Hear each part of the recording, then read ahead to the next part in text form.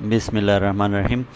दुनिया में जितने भी इंटेलेक्चुअल्स हैं पेरेंटिंग के शोबे से जिनका ताल्लुक़ है, वो एक बात पर बड़े जो है काफ़ी हद तक मुत्तफ़िक़ दिखाई देते हैं कि अगर वालिदैन की अपने बच्चों के साथ दोस्ती नहीं है तो वो नाकाम तरीन वालिदैन हैं।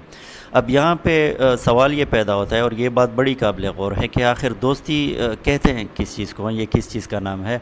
अक्सर लोग जो है बच्चों के साथ खेलने कूदने और सैल सपाटे करने को ही दोस्ती समझते हैं, हालांकि ये दोस्ती का एक छोटा सा पार्ट है।